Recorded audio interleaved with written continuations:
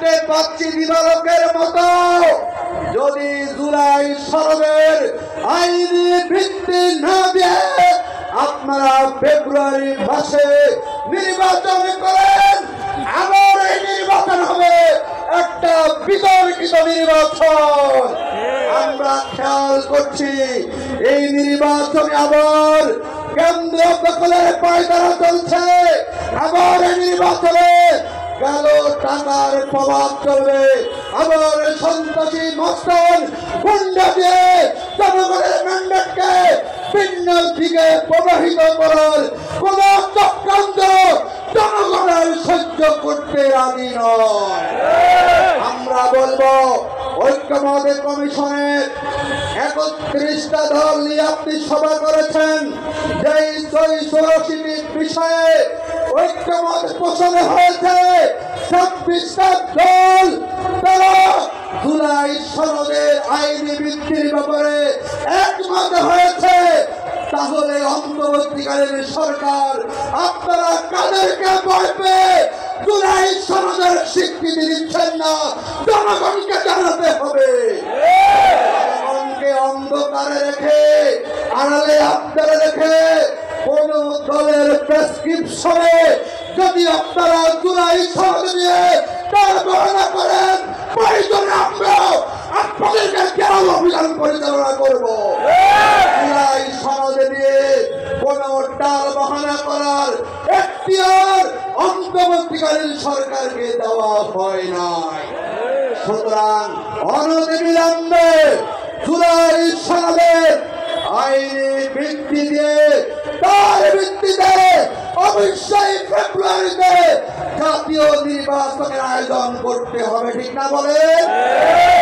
আমরা বলেছি দীর্ঘ ৫৪ বছরে এই দেশে নির্বাচন খেলা হয়েছে, ভোট খেলা হয়েছে, জনগণ ভোট দেওয়ার সুযোগ পায় নাই।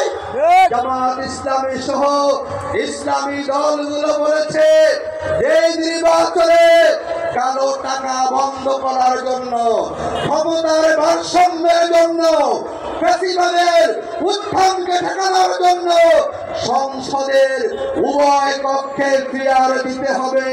ইতিমধ্যে আমরা দেখলাম ঐক্যমত কমিশনে অধিকাংশ দল তারা উচ্চ কক্ষে ফিয়ারে সম্মত হয়েছেন। আমরা দেখলাম একটা বড় দল তারা নোট অফ ডিসেন্ট দিয়েছেন, আর আমাদের অন্তর্বর্তীকালীন সরকার তারা ভয় পেয়ে গেছেন।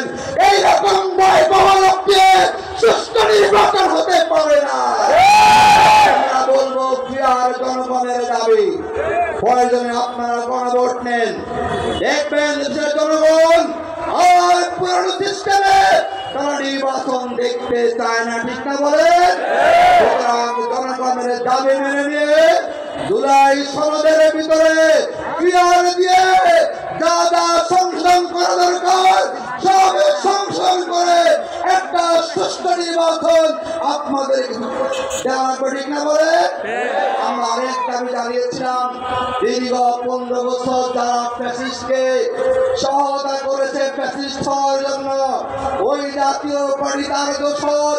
আমরা ইদানিং খেয়াল করছি যারা ১৫ বছরে ওই ফ্যাসিবাদের মিত্র ছিল, এখন ওই ফ্যাসিবাদ আবার তার মৃত্যুর উপরে বল করে আবার তার নির্বাচনে অংশগ্রহণ করার পরিকল্পনা করছে।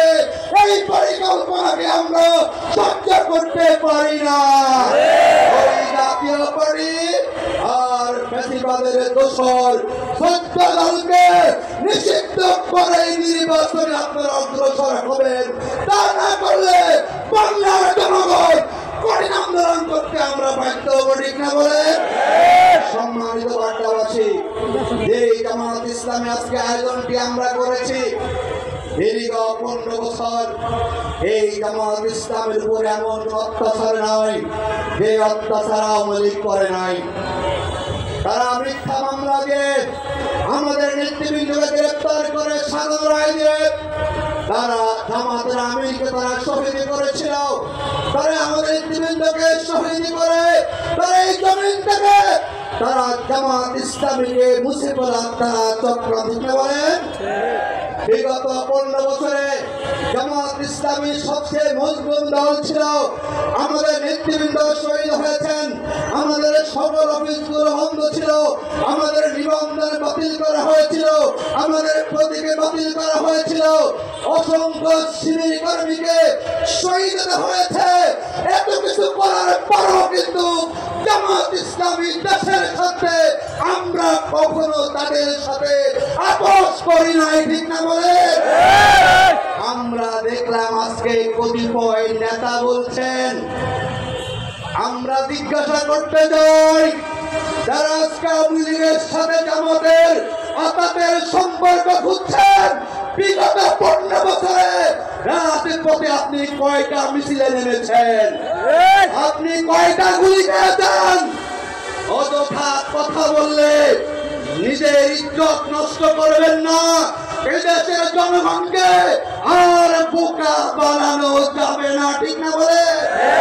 মানুষ এখন সচেতন। মিডিয়া পাইলে যা খুশি তাই বলবেন, জামাতের বিরুদ্ধে কথা বলবেন, আপনাদের কথায় জনগণ হাসে, ঠিক না বলেন? এই ধরনের নেতা কোথা থেকে তৈরি হয়েছে? যেই জামাত 15 বছর জুলুমের নিপীড়ন সহ্য করতে করতে আমরা দিশারা হয়ে গেছিলাম।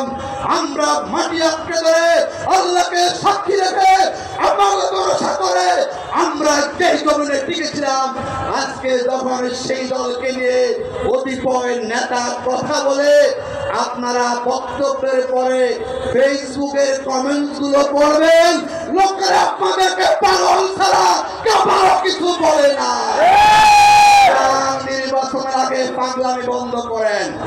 বাংলাদেশের মানুষ আর গতানুগতিক ভাবে ওই সাদাবাজ, ওই দখলবাজ, ওই লুটপাটকারী, ওই দুর্নীতিবাজ যারা বিদেশে টাকা পাচার করে এমন কোন তাদের দল, এমন দল যারা করেন, বাংলাদেশের মানুষ আর তাদেরকে ম্যান্ডেট দিতে রাজি নয়, ঠিক আছে?